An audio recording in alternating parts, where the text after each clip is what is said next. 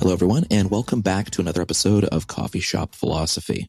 I'm your host, Killian Hobbs, managing editor for the Being Libertarian family of publications, which includes beinglibertarian.com, think-liberty.com, and rationalstandard.com, as well as Champion Books, which does have its inaugural book out called Igniting Liberty, Voices for Freedom Around the World. If you haven't gotten a copy, definitely check it out. You can follow us on all forms of social media. You can get your podcast. I do this every week.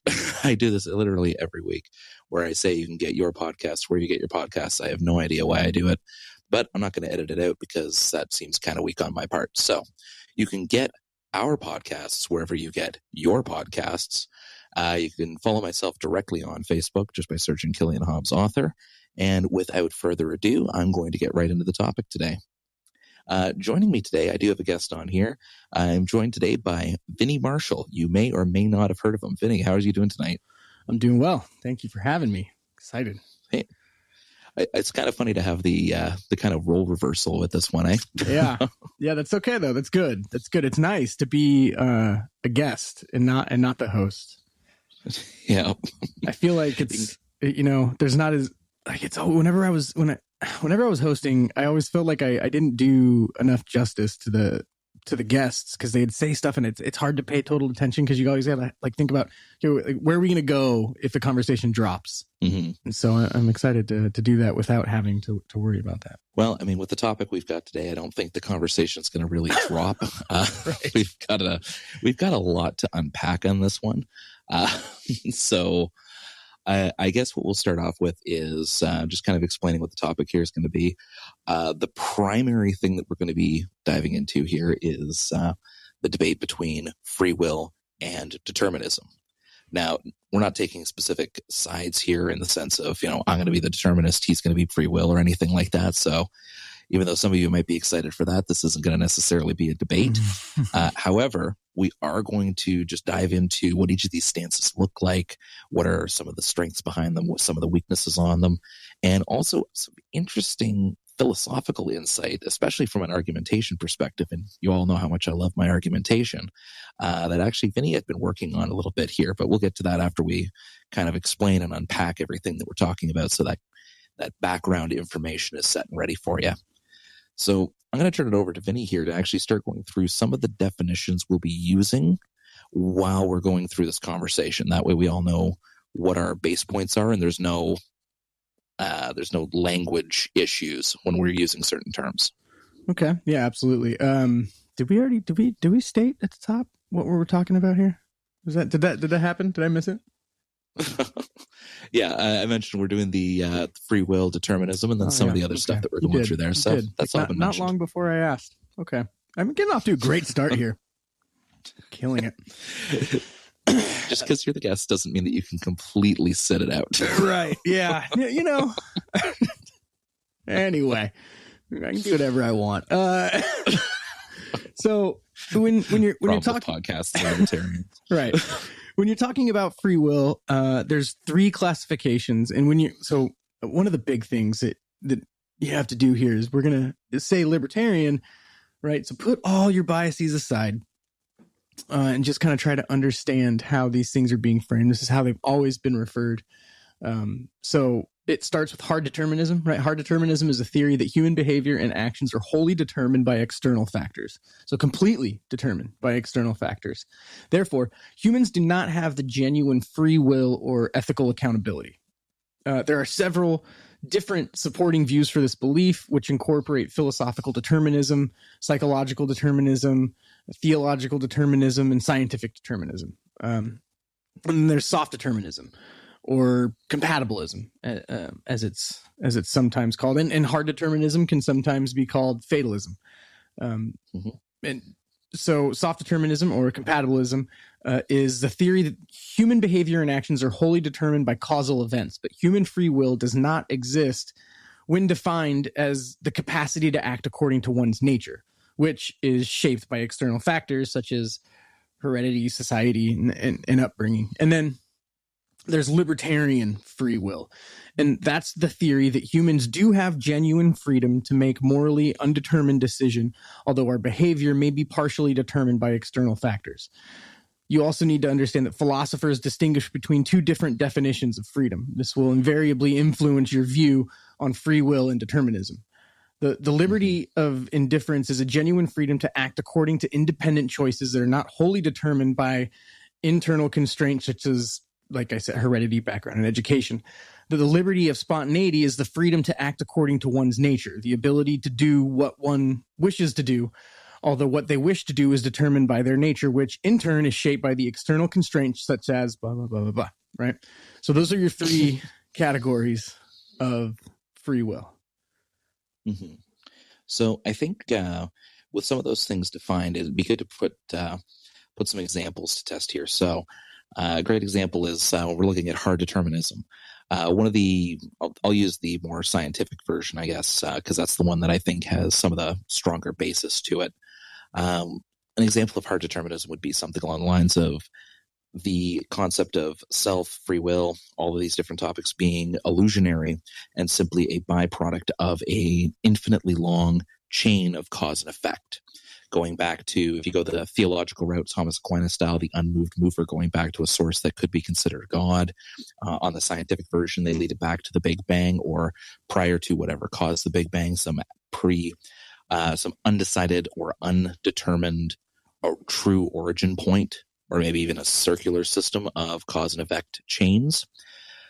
There's a lot of implications with these ideas. If we go into the compatibilism one, that's something that Vinny can dive into a little bit harder because he's got some argumentation that fits really well with that type of viewpoint. And then obviously we have the concepts of true free will, which there's some strong arguments for. I personally don't believe in the true libertarian free will as it's been defined, where we have complete spontaneity. But there's also some interesting arguments for that. So I'm going to actually, we'll start it off here, I guess, with something a little interesting here.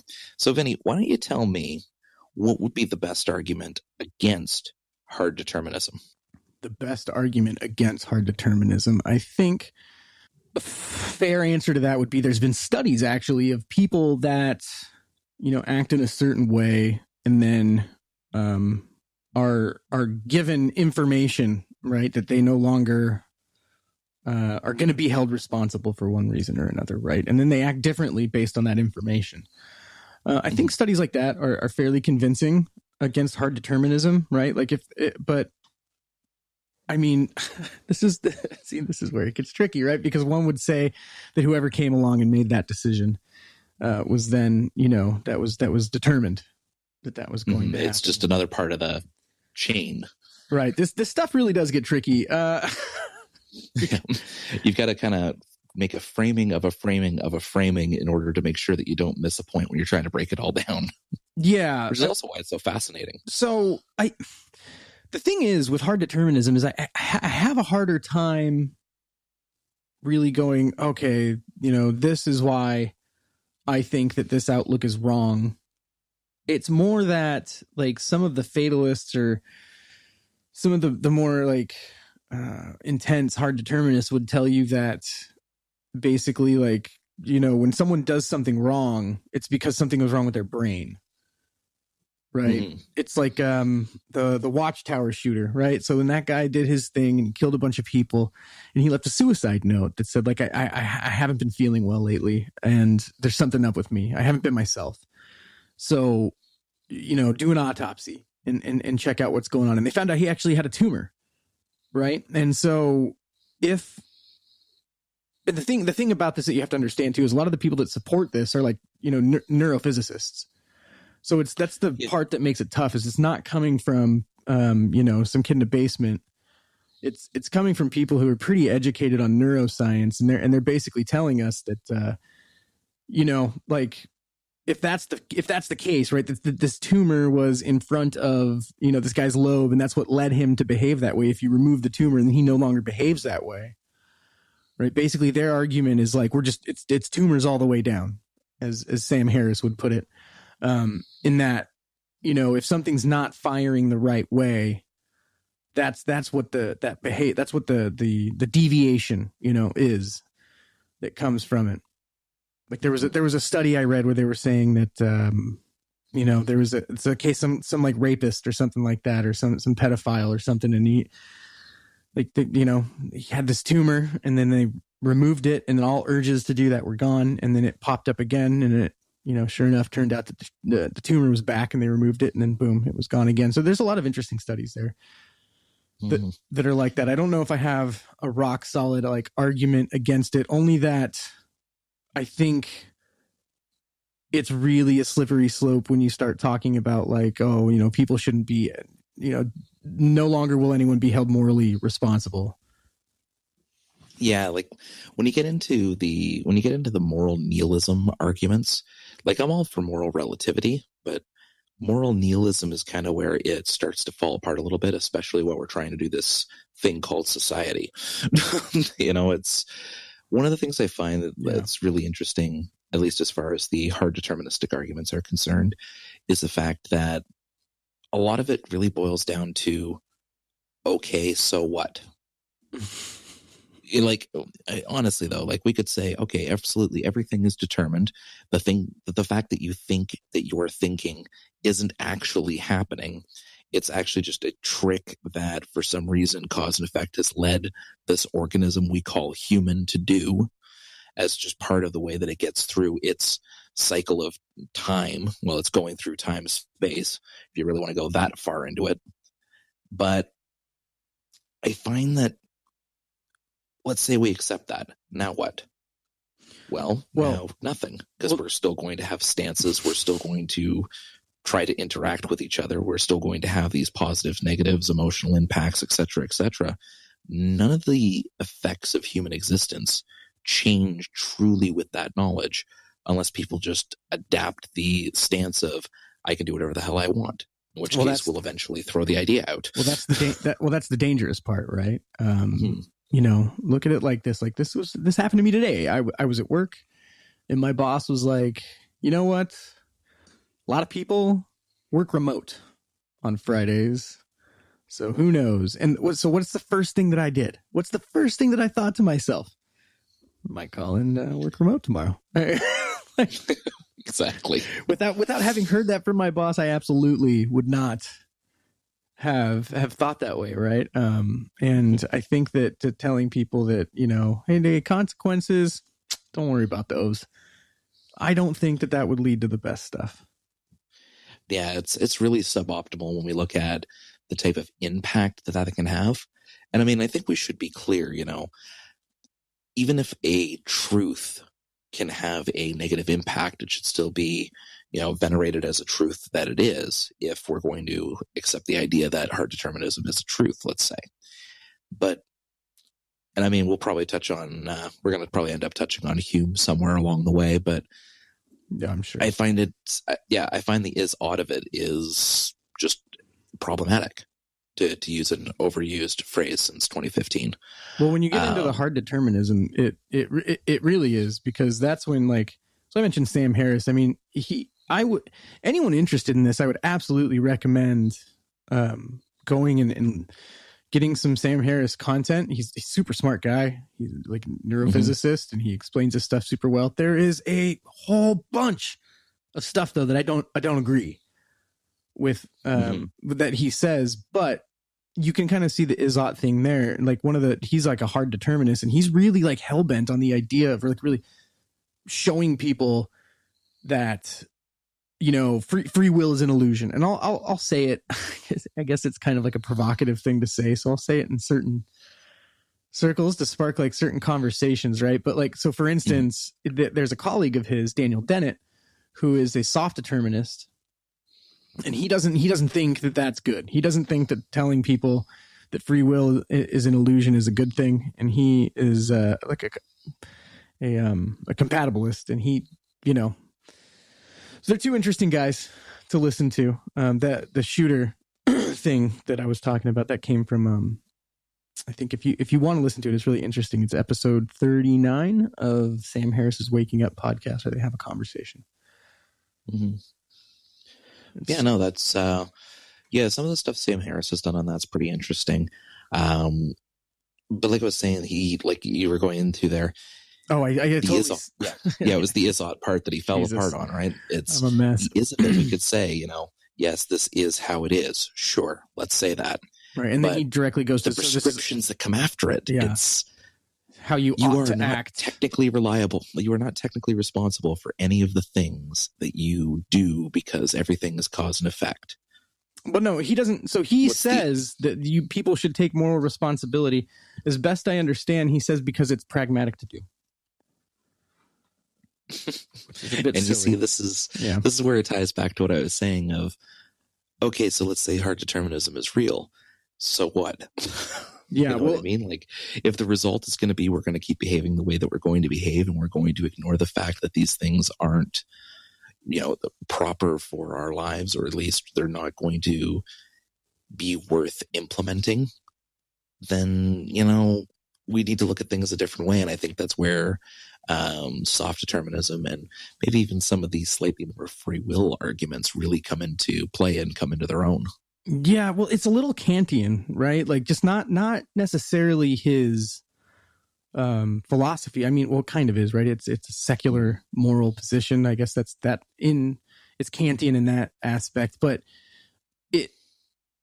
because like the hypothetical, not the hypothetical, the categorical imperative from Kant, right? Yeah.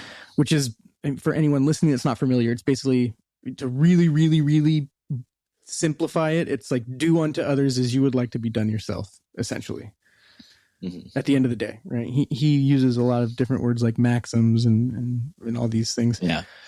But it basically means like, don't do anything if you can't universalize it, right? So don't lie to somebody, don't hit somebody, don't murder somebody, because you wouldn't want to get lied to or hit or murdered yourself.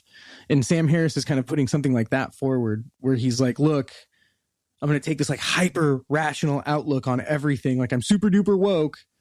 And now you have to be like an IQ 150 to be able to like operate on these levels every day of your waking consciousness. Part of the wow.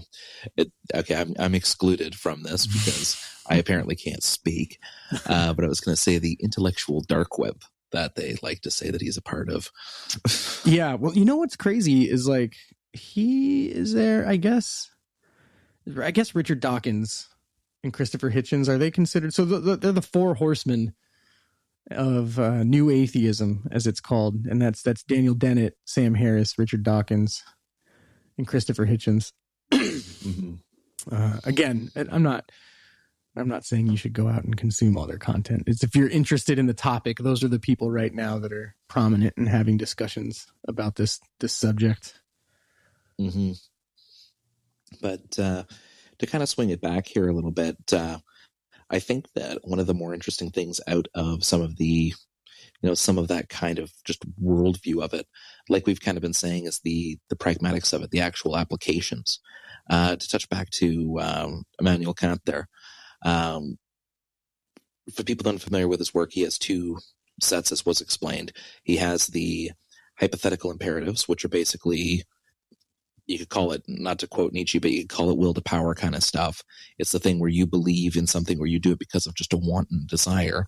And he viewed things coming purely from desire to be almost, pretty much immoral. He used different wording for it, but pretty much defined it as immoral, whereas the only thing that could be considered truly moral were things that you could universalize.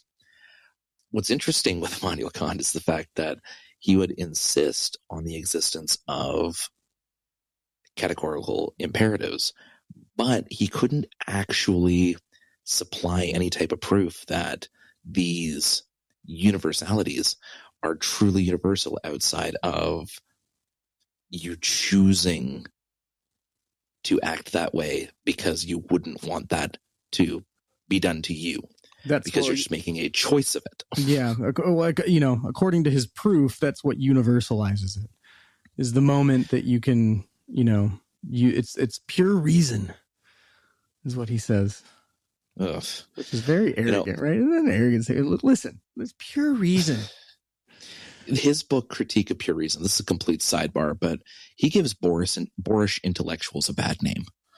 Like, I've gone through like a decent amount of philosophy in my time, even some really dry stuff. But when it comes to his overall writing, And I understand that he gets as specific as possible so that there's as little room for error or misinterpretation as is common with a lot of philosophers, especially as time progresses and different opinions and counters come up. I get that. But seriously, the man needed a better editor. He needed someone to teach him how to write like a human. He's very wordy. Mm-hmm. Very wordy. Very, very dense, dry material. But yeah, he had his imperatives, and the categorical imperative is a little odd. So you said we were going to talk about David Hume. So David Hume, I like him a lot because he inspired a lot of Hayek's work on social evolution, which, really played a part in having an effect on his political philosophy too, and his economic philosophy. And I really like that. And he also brought us something that's called Hume's guillotine, which is basically that anytime, like, you can't go from an is to an ought. Anytime you make a jump from an is to an ought, that's when you get, taken out by Hume's guillotine. You can't do it, right? It's a non sequitur. You can't, right? Like, you just can't logically say grass is green, so you got to wear shoes. Can't do it. Yeah. So, and that's the problem with the categorical imperative. And pretty much any time you try to ascribe objective nature to like morality, is you got to find a way to do it by bridging that is-ought gap. And so that's the big challenge. There's a lot of interesting arguments in the objectivist camp. And again, I say this as a person who would consider himself a subjectivist. There's a lot of interesting arguments in the objectivist camp. The problem is the way that they all boil down. Like, first, going back to the universality of let me just get this one, I guess. Yeah. The universality concept, right? Mm-hmm. Having a maxim that is universal, that's part of the categorical imperative, which is basically just following the law of non-contradiction. That's the idea of it, is they want to set it up as a non-contradiction. But we'd have to assume that simply because you want to do something to someone else or don't want to have something done to you means that you don't want to do it to someone else. Well, heterosexual lovemaking disproves that concept. Like, I think that's a pretty straightforward example of how wanting to do something to someone else is not the same as wanting to have it done to you, or vice versa. And there's tons of other examples of wanting to or doing that, but it not switching over. So you can't say that it's naturally immoral just by the fact that it can be contradictory. Yeah. Unless you're changing what defines it. Right. And it is super tricky. With a lot of these things in philosophy, they make things so black and white when they're trying to make arguments that they get really focused on trying to make a good argument, and they kind of lose sight of how not black and white a lot of things in the world can be.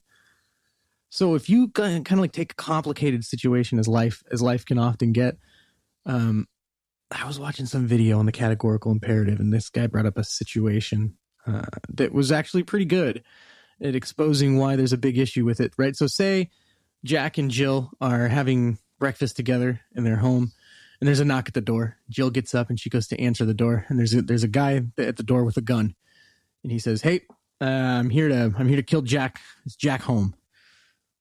Right? And so if she lies to that guy with the gun, she is technically, right, violating the categorical imperative. Mm-hmm. Right. So she would be, lying, which is bad. That's bad. You shouldn't do that. Right. So that's just kind of one of those situations that helps expose how things can get really hard for the system to prescribe. The biggest issue I find with the concept of just a universal, objective, moral system is the fact that we can already see such variances as far as what's considered moral as soon as we add any level of detail to it. So I'll use, murder. Murder is a great example. The death of another person, purposely causing the death of another person. We consider this to be a universal, quote unquote, objectively immoral action. And yet we can find ways to justify war. We've previously justified the death penalty. We accept the concept that killing someone in self-defense or in defense of other or even in defense of property is considered acceptable, depending on the culture. And then when we even look at other cultures, we see that they developed completely different ethical norms or completely different moral norms. And it should be noted that ethics and morals are two different animals here, because I find those two, while they're close, they get conflated too often, which can be a linguistic quagmire to deal with. But that's neither here nor there. We'll get into that later. Okay. But I don't want to walk down that semantics road, because that'll turn this into a 4-hour episode on its own. Okay, Jordan. When we're sorry, is that okay, Jordan? Don't forget to wash your penis and clean your room. Watch out for lobsters.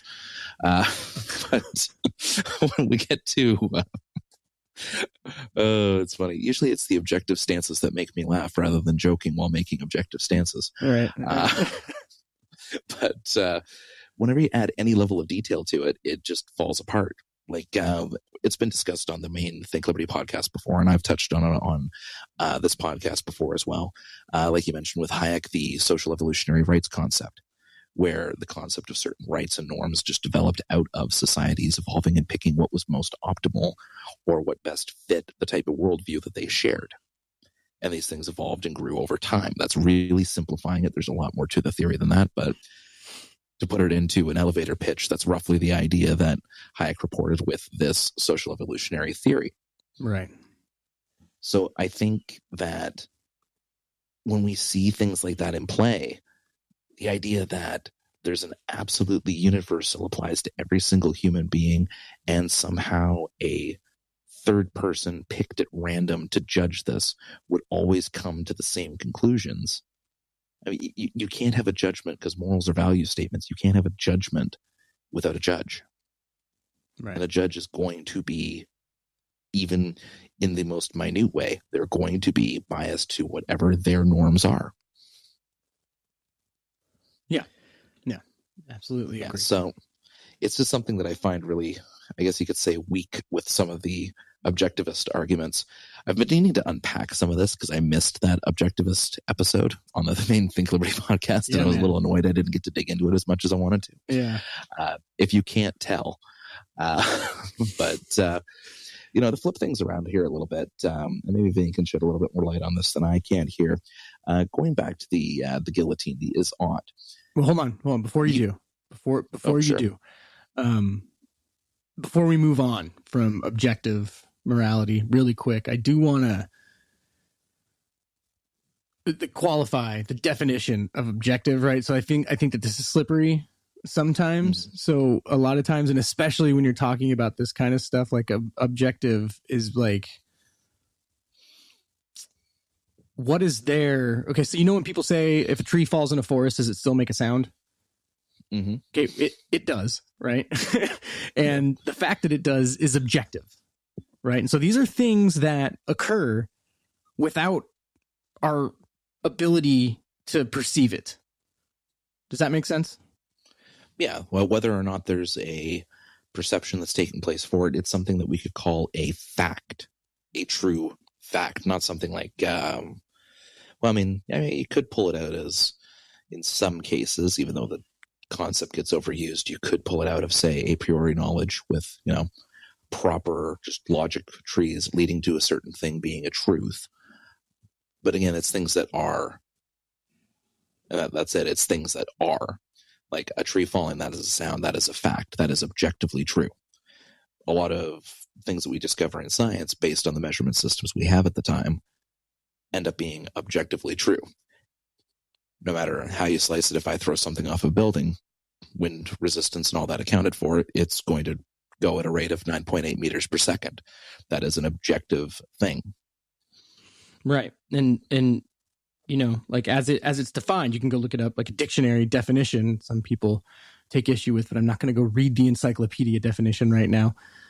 Not something not influenced by personal feelings or opinions in considering and representing facts, right? This is unequivocally, universally. That's why everyone, when you hear people talk about this, they're going to say universal, like Stefan Molyneux, who will say his universally preferable behavior. Or you have Kant with his universality, right? And this is a recurring theme. You'll see this because they're trying to make the case that this is a thing that we can witness that just like a tree falling in a forest, if no one's there, things are still morally good or bad, no matter what.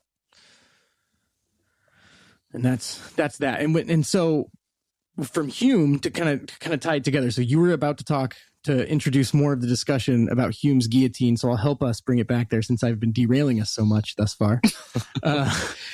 Going back to derailing, it's just one thing to throw in there would be, I wonder how an objectivist answers the trolley problem, because it's just a fun little thing to throw in there. On my author page, I put a poll out asking people, the classic trolley problem. Do you pull the switch to save one life, or do you just sit there and let 5 people die? Right. And I asked people to say if they were objectivist or subjectivist in the comments. And it's funny, the amount of objectivists that disagreed with one another was practically equal, almost as if there wasn't an objective answer amongst objectivists as to what's the best thing to do with that situation. Right. You'd think it'd be a little easier if it was objective and everyone would be like, yeah, well, clearly. A equals A. A equals A. What was the best one? Someone was asking me, like, if you didn't exist, would 1 + 1 still equal 2? What the fuck kind of question is that? If I didn't exist, would 1 + 1 still equal 2? What, like, you're trying to ask be morals me if there was no Earth? Yeah, right. It's essentially what they're trying to get at. Fucking no, there wouldn't. Right? It's like the reason for this is because consciousness, as we know. And by the way, the self is an illusion as well, right? So if we're gonna get on this and we're gonna start throwing fastballs, free will is an illusion. The self doesn't exist. Deal with it. So everything you are and ever loved is a spook. It's a lie. It's all a lie. And that's just what you think, and you're wrong. But like, so there's no central self, right? Your self is just the outcome of neurons firing and the synapses in your brain and everything kind of working together to be able to bring you what we call self, which is just, consciousness, right? And consciousness is an entirely subjective experience. There's you can't get past that, right? So that's an argument that people need to come to terms with. Right? Consciousness is a completely subjective experience. You don't need a doctorate to understand this concept. Yeah, like your very state of how you interpret things could be shaped by small things like how poorly you slept, what your diet consists of, changing your body chemistry and neurochemistry. Hell, hallucinogenics exist. There's so many things that alter the concept of consciousness, or what your consciousness is, as well as not just like your perceptions, but your actual thought process is augmented by these things, that it's so fluid you can't call it a concrete thing. That's right. It's completely subjective, right? And so that, like, it reminds me of a joke, but finish your point, because it's a completely pointless joke. like most of my humor. No, go ahead. I was going to say, it reminded me, because we're talking about the concept of the self, it reminds me of the joke about the horse that goes into a bar. Bartender asks the horse if he's going to drink. The horse says, "I think not," and then the horse disappears. And the joke of this, of course, is that it's a reference to Rene Descartes' philosophy of "I think, therefore I am." But if you explain that before you explain the horse going into the bar, that would be putting the Descartes before the horse. Oh, that's great. Yeah, it's such a terrible joke, but I love it because you hit them like 3 times while you're explaining it. It's great. Yeah. That must go over real well with people that don't study philosophy too. Yeah. There's a reason why it's about midnight where I am right now. So there's a reason why I stay up late and record podcasts and do all this sort of stuff, because I have friends now. Yeah, I'm kidding. Clearly. Well, good thing you've got some time on your hands. We picked a great topic to stay brief with. Anyway, yeah, really.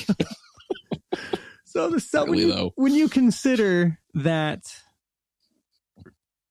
consciousness is a purely subjective experience, which it is, right? And so, and to argue against that, you need to argue against like neurophysics.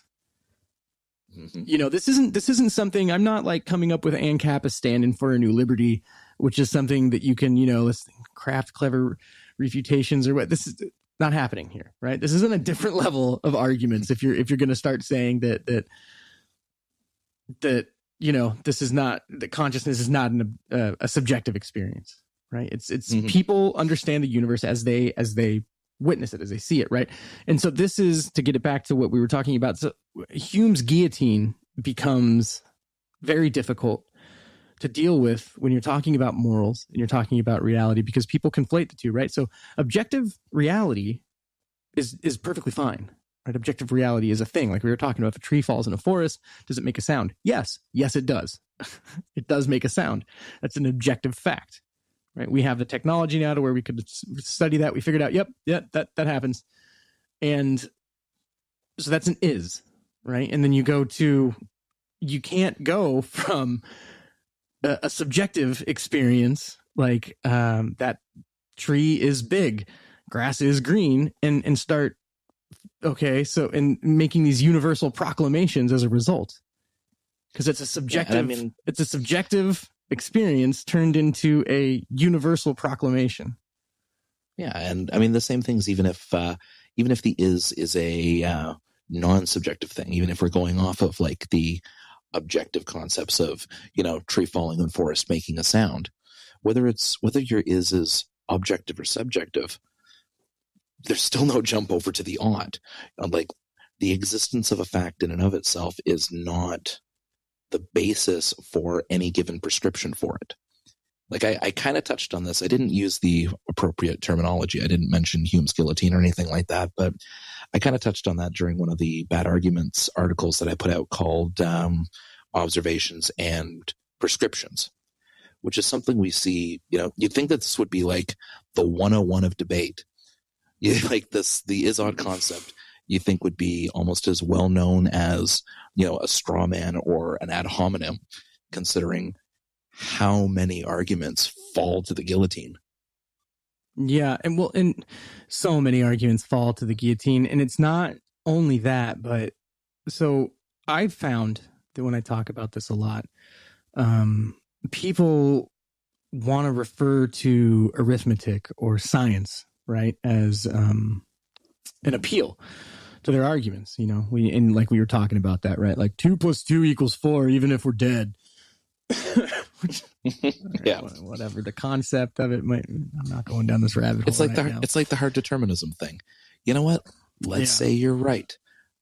Okay, so what does that lead us to do? Well, it leads you nothing useful. Okay, yeah, it leads to bad stuff. I mean, it leads you to nothing's worse than someone that has the high ground and they know it without a shadow of a doubt. Right? That's bad news, because then all the people that are wrong are in big trouble. I forgot. I had something. That's gonna happen. I think when we're talking about the is-ought divide, I think one of the interesting things to kind of dive into here, unless you had something that kind of is going to pad our way to it a little bit better here, there was a couple of discussions that me and you had just through like messaging, and also we've seen it in action in a couple groups here as well, where you've kind of got a bridge for that divide. I'm not sure if I do. I just have it's not really new. It's not really unique. The only thing that might be different about it is I tend to believe that goals precede morals. Other than that, I think that Kant was pretty close, but with his hypothetical imperative. Oh yeah, and you know what? And I forgot what else I was going to mention. I might as well mention it now. I think so. They do make an appeal, right, to science or stuff like that. But what's the nature of science? To falsify itself, to learn something new, to make something. Like the goal of science should be to prove itself wrong. Pretty much, yeah. So why are these people walking around saying like this is an undeniable truth that'll never change, and it's the ultimate truth, and it's universal, and it's backed by science, which is by definition something that constantly should work to always prove itself wrong, but no one will ever tell me otherwise. Like what? And I think a great example of that, and I love doing this because scientism is a thing. Like if someone who is a fervent follower of scientism, which is basically people putting blind faith in science. The whole idea of science is to not have blind faith in anything. Yeah. That's like dogma like and science they should not mix. Yeah, like my favorite example of this, and this is a complete sidebar, and I mean, most of the episodes that I do are sidebars on sidebars, but that's beside the point. Yeah, we've already had a few just here tonight. You know, there was a discovery, I should say. I want to say in some non-active volcano in the Netherlands or something like that. And this would have been about 5 or 6 years ago when it shook everything up, because they found an arsenic-based life form rather than a traditional carbon-based life form, which means the 6 building blocks of life had to be thrown out the window because there was a proof of concept that other materials could be part of life. Yeah, that'll do it. So, I mean, if you want an example of something that's going to make a blind faith in science thing go out the window, that's one of them. The only things that are, I can't remember the exact number, but there's 20 or so perfect numbers or perfect formulas, which exactly explain, no matter where in the universe they've theoretically tested it or anything like that, equations that work no matter what. Outside of those, anyone that actually does proper science will tell you that it is all up in the air and based on our limited instruments and understanding. And every time we make a breakthrough, we have to rewrite all of the books. Yeah, absolutely. And that is correct. And that's the big problem I have. We go back to like Sam Harris, who talks about this a lot. You know, that's the big issue I have with him is he's very, very adamant and dogmatic about his positions.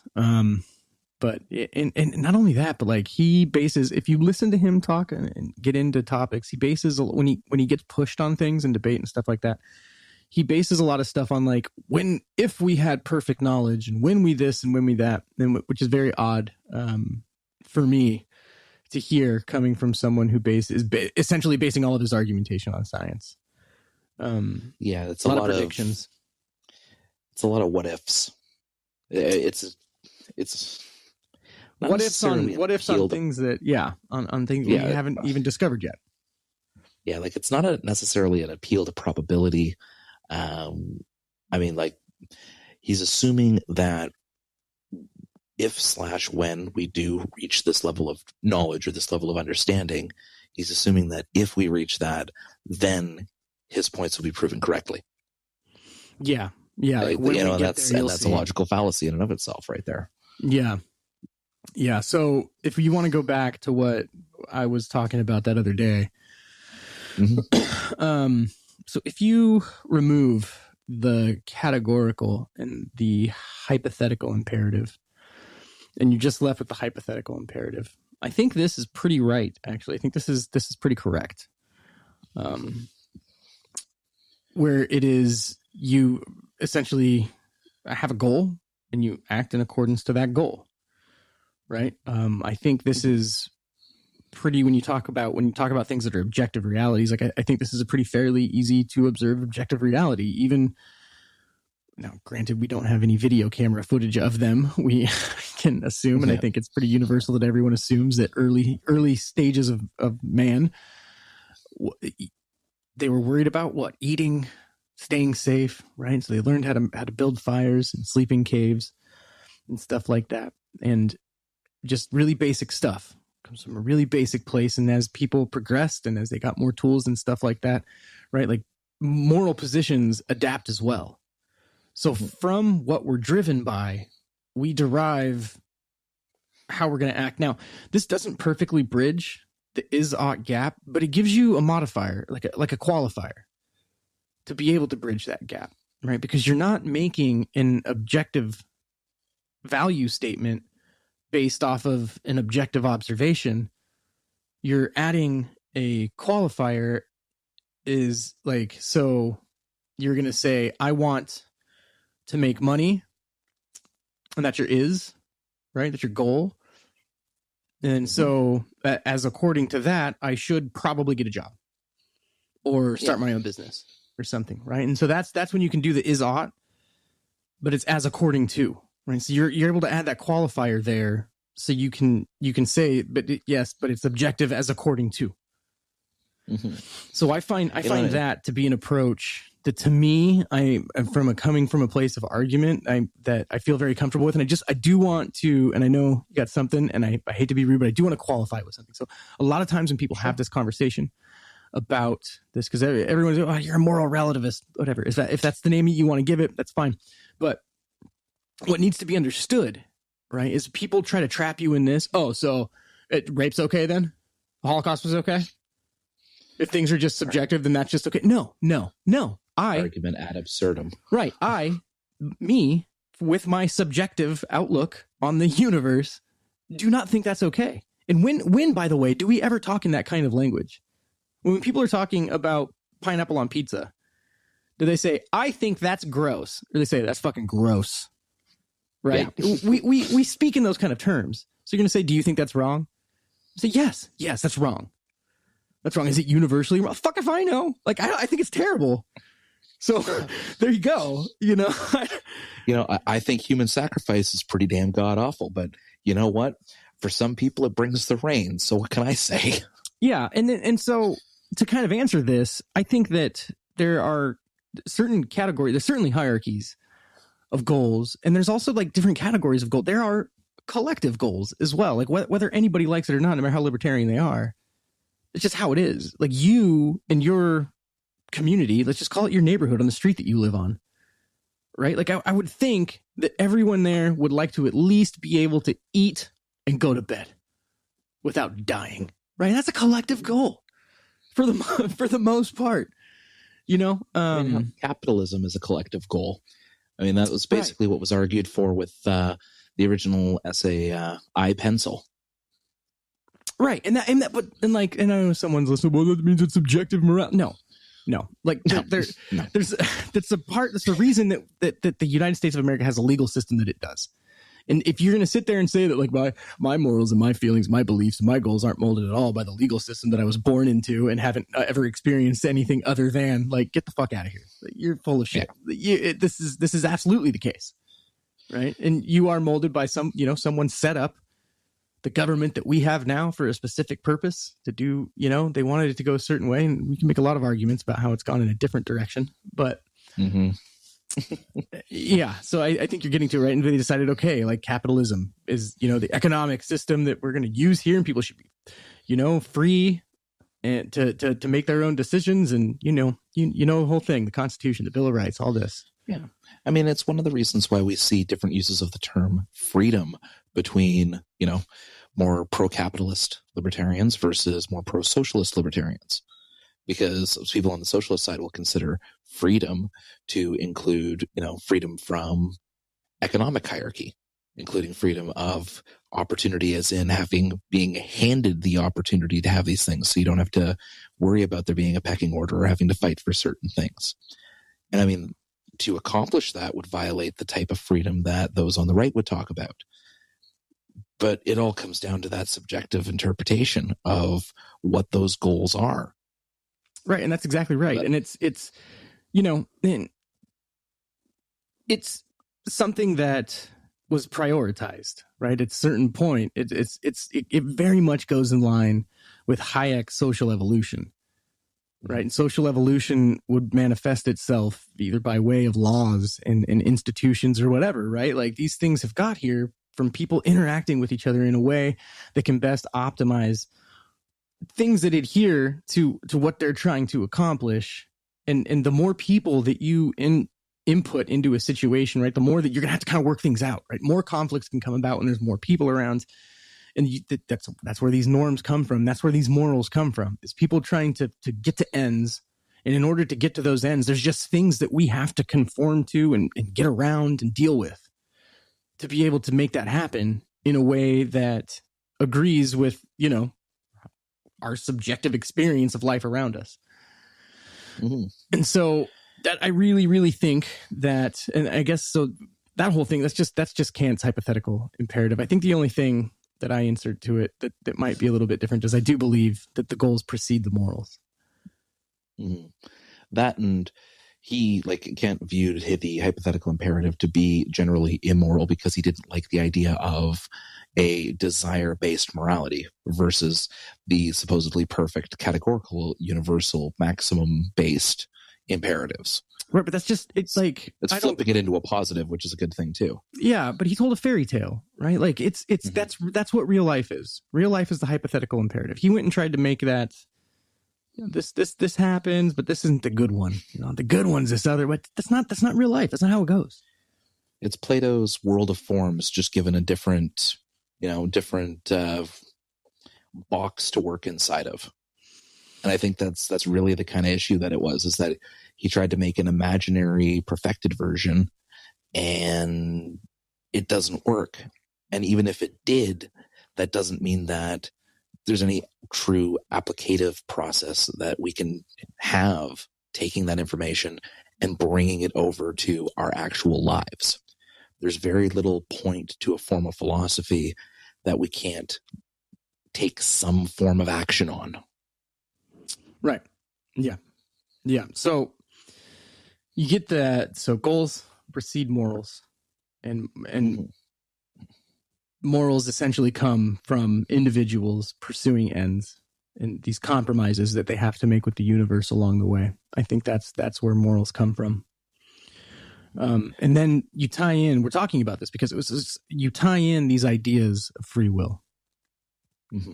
And you can kind of start making arguments and connections that I feel much more confident arguing from a place of when I'm discussing them, right? And so when you're talking about libertarianism, for instance, you're trying to make an argument for libertarianism, I think this is something that we're all pretty familiar with having to do from time to time. Yeah.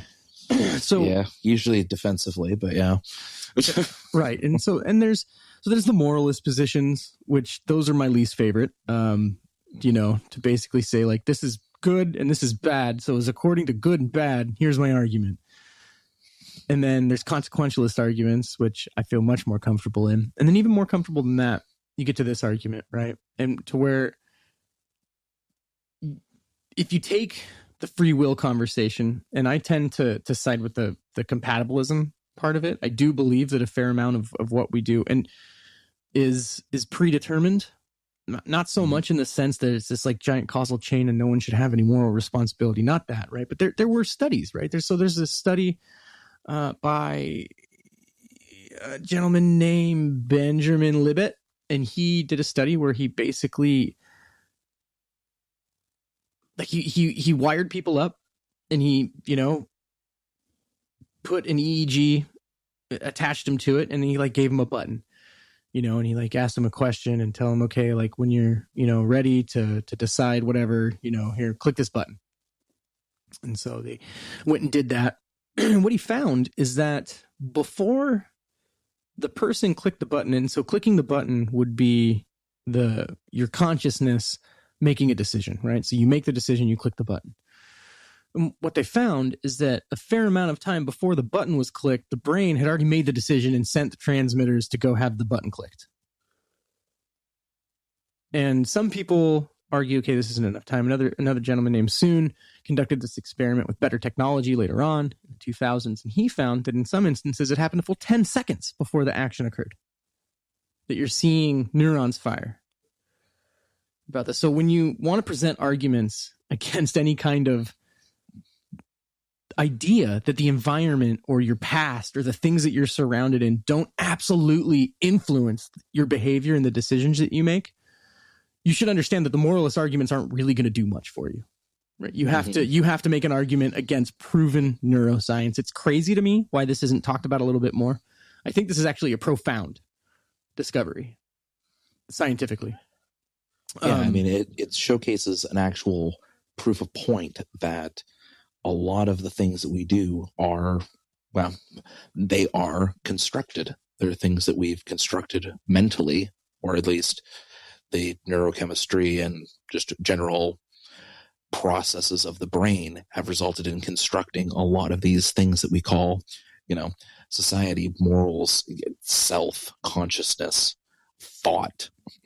Yeah. And realizing that these are not bedrock things. These are just mirages that a lump of fat that has some electricity in it decided to create. It really shapes and shakes up the kind of conversations you can have about it. Now, one thing I wanted to loop back into actually a little bit, speaking of studies, I don't know, maybe you have some thoughts on this or not, but I remember this was about, remember who did the original study. I think it was that website, Big Think, that shared an article about the original study a couple of years back, but I can't remember the original university. I want to say University of Cambridge, but I also feel that I'm wrong. But effectively, there was a study that showed that the human brain, the way that it works, and we see this through the concepts of neuroplasticity, where you can actually train the brain to change itself. So you can use, your brain generates the mind, and the mind can tell the brain how to act in order to change how the brain actually functions. So that's something that's really interesting on it. But when they were studying through how these processes work, they came across the idea, and again, it's an idea because there's only so much you can do to prove it, that the brain operates similar to a quantum computer, rather than functioning the way that people thought it was just a standard computer. Just because of the way that information travels and the way that the brain fires synapses and the chemical balances that are constantly in flux, so on and so forth. And then, of course, the mirage of the mind being able to affect the actual chemistry on the return. So because of that, people think that there's some studies that try to say that the human brain is more like a quantum computer. And because of that type of state, it means that the human brain, because of a bit of quantum mechanics that allows for randomness, the human brain could have built in some room, very slight, very minor, but some room for randomness if this theory holds any true water. So my question here, because again, this is unproven science, same thing like Sam Harris's hard determinism. There is no true defined I guess you could say, where we know with 100% certainty that this is how it works. There's just a very strong theory for it right now. How would you say that information if we said that the quantum mechanic or the quantum computer theory for the brain, with that little bit of randomness actually being possible, instead of if we took that approach instead of taking the Sam Harris approach, would you say that changes any of the other stances or thoughts that we've had on free will? I don't think so. So to me, this debate on free will really comes down to, if you were somehow able to rewind time, would you be able to make a decision that changed the outcome? Right. So would you be able to decide differently? And I think by nature, most people kind of just generally feel like they can say, absolutely. Yeah, if I would have said this, that this kind of classic notion of you're standing at a fork in the road and you can make two different decisions and your life will be drastically different. And the thing is when you really think critically about it, if you just rewound time, would you make a different decision? And I don't think that you would. And I don't think that there's any reason that you would, right? So you're saying the things that you're saying, I'm thinking the things that I'm thinking, and saying the things that I'm saying in this moment based on a bunch of things that I've read and some things that I've learned and some opinions that I have. But if, this tomorrow comes and we rewind things again, and I have no knowledge about the fact that time has been rewound, would I say anything different? I don't believe that I would. I don't believe that I would at all. And what really got me thinking when I thought about this is, I was like, well, yeah, because I go back and, knowing what I know now, and it's like, no, you can't do that. You're disqualified. We're rewinding. That's what makes this tough, is you're not going back to that point in time knowing what you know now, because you can't know what you know now back then without having dealt with making a decision and seeing the outcome of it. So you learn something. It's self-defeating or self-refuting argument at that point. Right. Going to the quantum computer thing one last time, just before we go a little bit further here, I guess. One that I found interesting with that argument is that I've seen it propped up as an excuse for free will. But when we look at the way that quantum entanglement works, that just means that, like you mentioned with with the study that shows the brain makes the decision before you mentally make the decision. So, the lump of fact did the work before you thought of the idea. And, heavy quotations on the thought in that process. So with this in mind, even if we did the rewind of time and let's say the quantum computer mentality works and, there can be that spark of random where it's a, set percentage chance that it goes one way or another. And let's say that's a possibility for a second. Well, I do. You still wouldn't be consciously making a decision at that point. It would just be a random firing of synapses. That is very different from making a willed choice. Yeah. And just to clarify, like I definitely do think there are things that there can be hard decisions to make. You got to kick things back in your head and to and fro, right? And you could go either way with it. And maybe you decide one thing and maybe you decide another, and that's that, right? There's nothing else. I'm fine with that. Yeah, I'm fine with that. I don't take issue with that. I don't find that to be incompatible. And this is a compatibilism argument, right? So Sam Harris, the hard determinist, would tell you that this is wrong. That's not how it works. Now it goes, I'm fine with that. I'm fine with ceding to the fact that sometimes you're going to make decisions. My whole thing is that those decisions that you make, you are making because of everything that happened into your life up until that point. Mm-hmm. It's like the old flipping of the coin. We think that flipping a coin's 50-50, but they've built robots that no matter how you put the coin in the hand, it will always flip and land heads because you can actually calculate and figure out exactly what it's supposed to go to. Well, and let's say how much force, how many spins. So that's a great point. Just because we don't see the mechanics doesn't mean that the mechanics aren't there making it happen.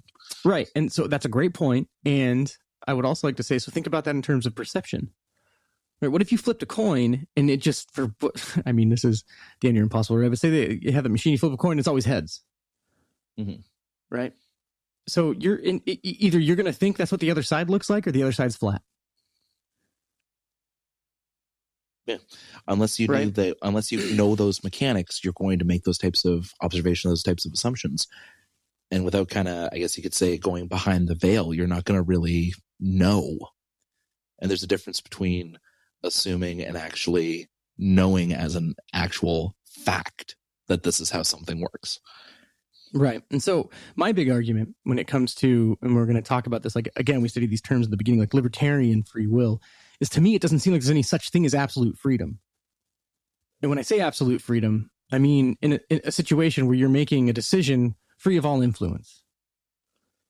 Yeah, no. It's not happening, right? There's something that's influencing your decision making in one way or another, whether you're cognizant of it or not. And yeah, I mean, like I would accept if we went with the concept of free will, but not the concept of libertarian free will. As and it's like defined in philosophy. Like we explained at the beginning of the episode there, like libertarian free will assumes that you are completely separate from everything. But from the second you're born, there's an entire paper trail of, let's say, biochemical changes that are going to influence how you grow and develop. There's every experience you've had throughout the entirety of your life. Even if you get thrown on an island and you're just there, screaming Wilson, even if you're in that kind of situation, you're still going to be acting based on everything that you've done or everything you've been through that gives you a certain set of skills, a certain set of knowledge, a certain worldview on how to deal with things. Right. I mean, right down to the way that you speak and act. It's all mannerisms that are picked up over time. Right. And those play a major part in the decisions that we make and who we are. So when you frame this with Hayek's philosophy, right, social evolution, I think this really, I was kind of getting to this earlier, right? I think this really puts everything together quite nicely. Now, I know people listening to this, like, what are you talking about? Like libertarianism, you just said that you don't, libertarian free will, you don't even believe it. It doesn't matter. It's not of consequence here, right? That's just the term that they gave it, and that's what we're talking about it with the philosophical term that it's given. But when you think about the implications of my position or what I've stated on it so far, it politically, right? So we are influenced by stuff. You go back to Hayek, right? And who are the best people to figure things out? Right? The people that are most directly related to situations. You know, the more that people in distant places try to central plan for people that they are not in proximity to, they don't understand, they're not dealing firsthand with the problems that they're dealing with, they're going to deal with those problems incorrectly. They're going to handle those things wrong. We all know that's why we got where we got. That's why we believe in what we believe, is because we know the dangers of central planning. And I think that is completely compatible with this. I don't think that saying I don't believe that libertarian free will in the philosophical sense is true doesn't mean that you all of a sudden have to give up believing in libertarianism. I think it's completely compatible. And what it's saying is that, look, we are influenced. People are influenced by stuff. But the way that humanity progresses and the way that we keep getting further and advancing, or when we're able to advance as according to ourselves, dealing with each other, right? Like I said earlier, we as people who have to live together, right? You can't get around it. Most people live in densely populated areas. It's just a fact of life, right? And you have to deal with other people in a way to where you can get the things done that you want to do. They can get the things done that they want to do, and everyone can do it without going to war. That's what most people prefer, I would assume.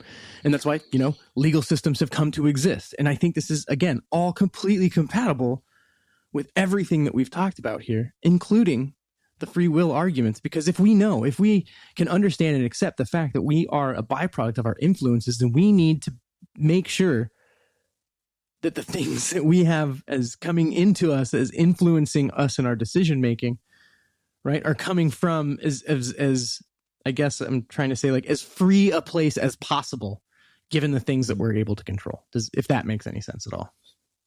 Yeah, and I mean, not to discount the debate itself, because of course this is some, we're getting into like epistemology, we're getting into like some metaphysics stuff. Like, this is the higher echelons of philosophy where a lot of these debates really take place, especially when we start having to bring in proper science to try to back up some of the claims, because we're getting that close to reality on it. It's not just a pure a priori debate.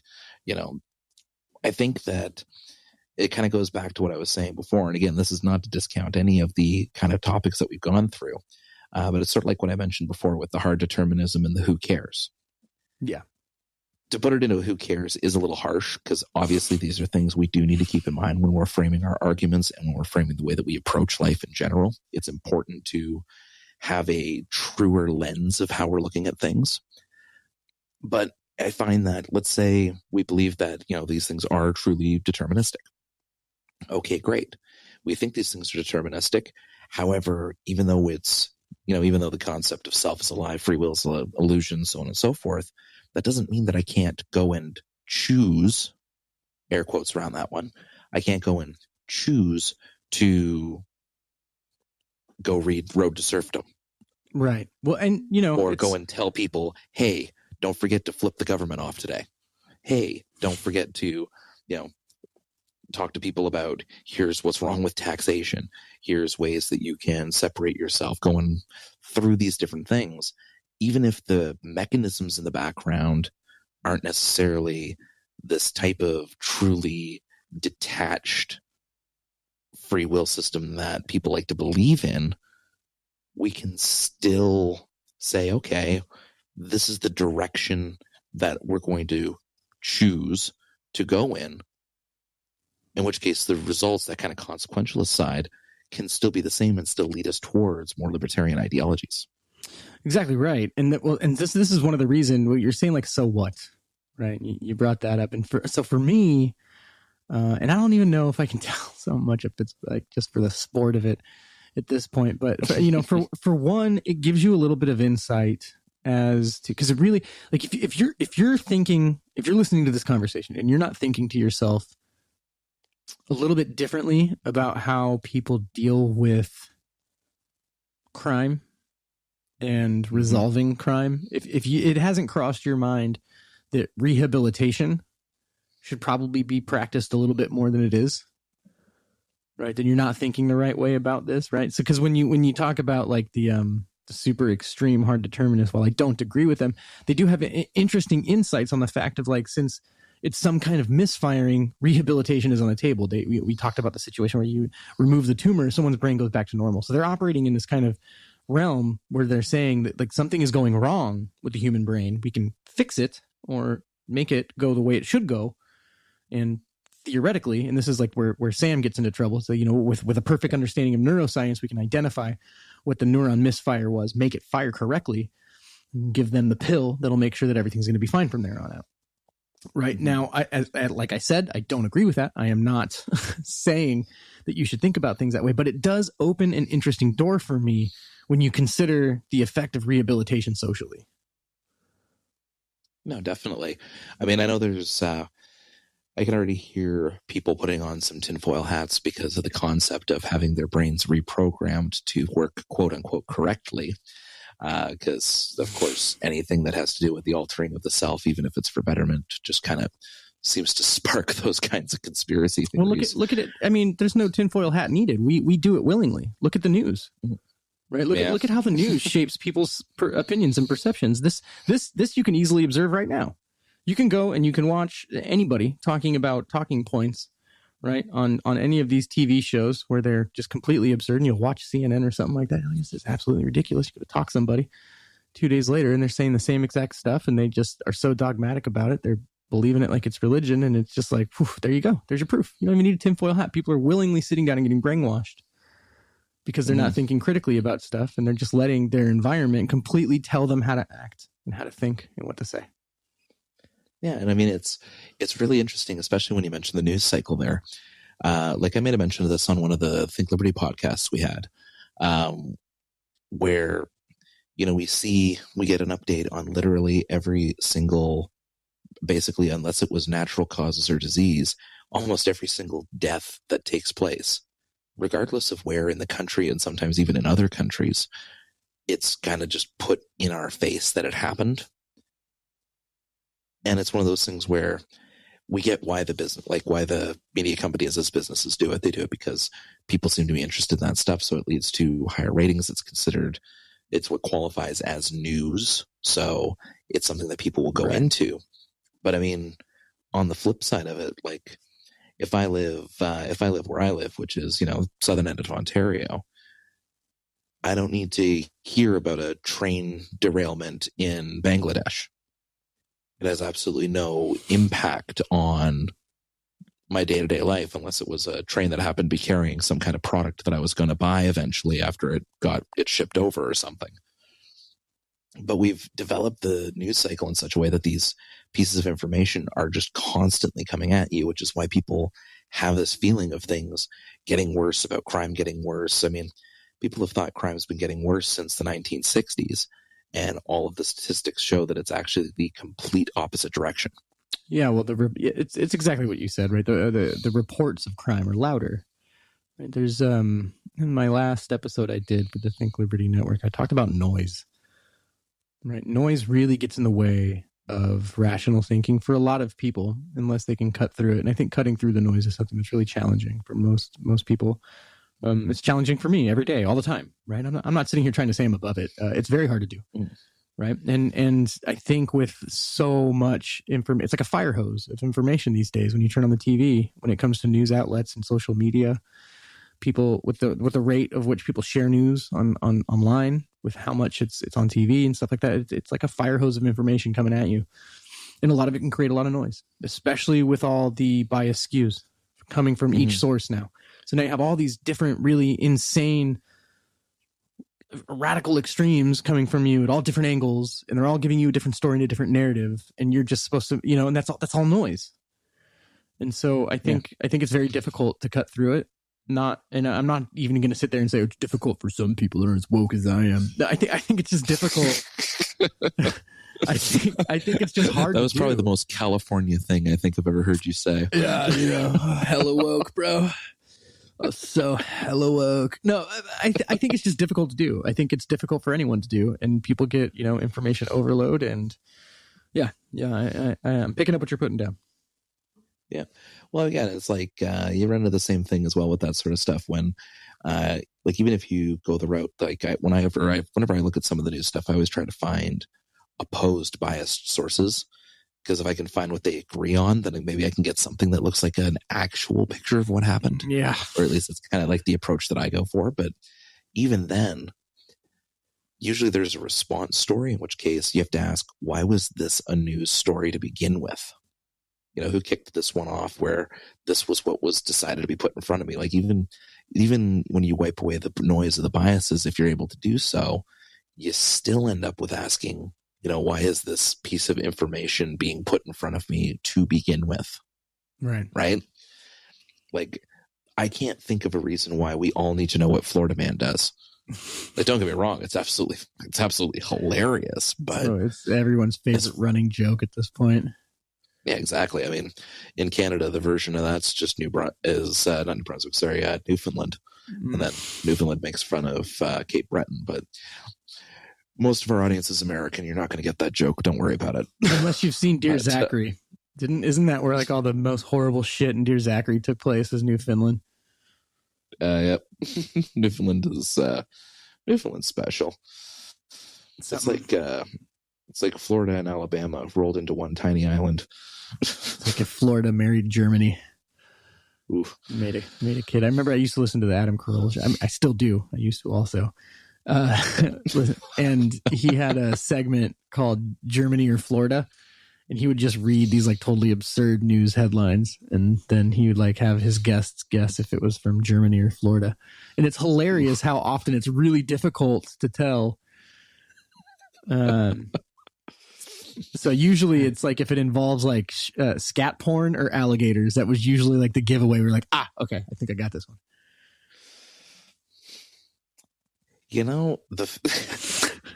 If ever there was a qualifier for separating two camps of things, right? Scat porn, yeah, the most objective separation of two camps ever. Just to bring it back around. So, what makes you different than the other guy? Shit porn. That's what it is. Okay. All right. Jesus, sounds good. If you know the difference between a German platter and a Cleveland steamer, you need to stay away from the internet. If you got that joke, just go drive. If you're on your way to work right now, just turn around. Go back. We're done. It's over. We had this really deep, important philosophical discussion about the various forms of is-ought fallacies, about hypothetical imperatives, about free will and determinism. And we're probably ending it off with a conversation about scat porn. Yeah, that's just how this rolls. Moved it right on to shitting on glass tables. Exactly. Beautiful. Good times. Good times. No, that'll come right out. Literally. So, son of a bitch. I know. So I do hope I've done an adequate job, though, explaining at least my ideas on how these things are connected together. It's been interesting to me diving into this, and I'm somewhat new to some of these concepts and stuff. I've been diving in as best I can, and I think I've landed on a place that I feel very comfortable arguing from, that I think is completely compatible with libertarian ideas. The thing that really interested me about going down these paths and learning about this stuff is how it's either kind of this compatible or incompatible view that they look at free will and determinism. And when you say incompatible, then you're basically rejecting libertarianism. So I was listening to a lot of stuff that I really agreed with when it talked about physics and the state of our environments and how we interact with them, coming from people like Sam Harris.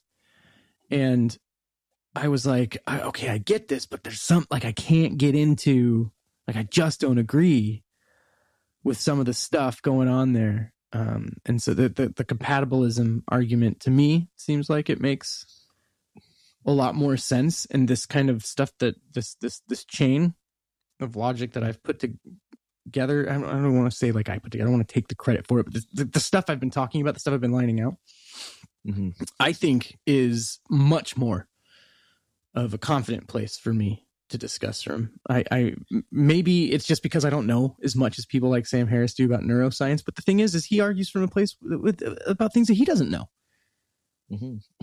He's making arguments like with perfect knowledge. We know that. No, I'm going to stop you right there. We don't have that, so you can't say that, right? Like you can't argue with what you don't have. Yeah, it's like no. I mean, I think the easiest way to really, like, I have to agree with you when it comes to the compatibility type arguments, simply because going back to that guillotine, I find that people who take the incompatible stance as far as free will is concerned, they ignore the is. They ignore the fact that environmental factors are a thing. There's going to be that sort of impact on every person's life. And even if you assume there's a form of free will, the decisions that people make are going to be shaped in part by their experiences and the things they've gone through. So to take a true libertarian free will stance is to ignore the is. Whereas, like we said before with the who cares part, when we go over to the hard determinism and that form of incompatibility, that completely ignores the existence of an ought. Because we're so focused on defining what the is that we don't actually reach any meaningful oughts out of them without throwing our own perceptions into the mix. And there's no way to do it without doing that. You can't do it. Try and sit there and think about it. Think about how you can turn an is into an ought, completely stripped of any of your subjective reasoning or understanding of life. Have fun with that, by the way. They've been trying to do it for a long time. And I mean, it goes into, I touched on this like very lightly in a previous episode where I talk about the differences between wants and needs, right? And at the end of the day, it all boils down to wants. There's very few needs. When we create a need, these need things are based on our want to accomplish something else. So, I mean, right down to existing. Yeah, this is going to sound pretty dark for some people, but there is nowhere that it's written that you have to continue existing. You do not. You do not objectively need to continue being alive. You want to continue being alive. There is a biological imperative hardwired into you to survive, to continue being alive. But even things like eating and defending yourself and so on and so forth, those still qualify as wants because you have, similar to what you said with morality and just general human action to begin with, you have that goal of continued survival. Right. So just before we wrap up here, Vinny, did you have anything else that you wanted to add or anything you wanted to plug here? I keep an eye out for my new podcast. It'll be coming out soon. So I finally got a name for it. I'm gonna call it The Curious Task. Nice. I like that name a lot. Yeah. Little hat tip to old fuck yeah Hayek himself. And that's gonna come out under Being Libertarian.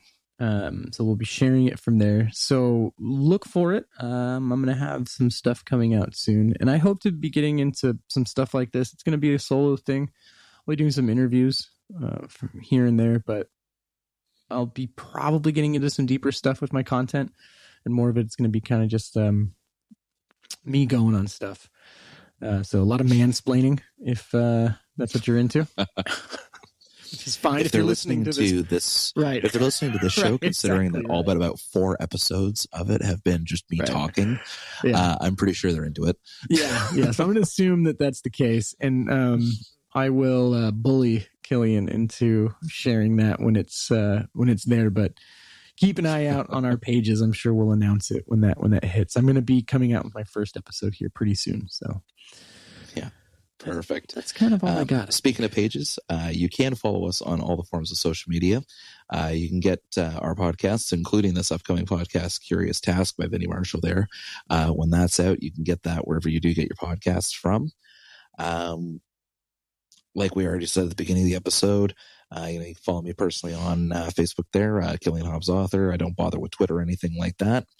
And hopefully everything that we discussed today, I know that this is a little bit more of a lengthier episode, but we did have a lot to unpack here.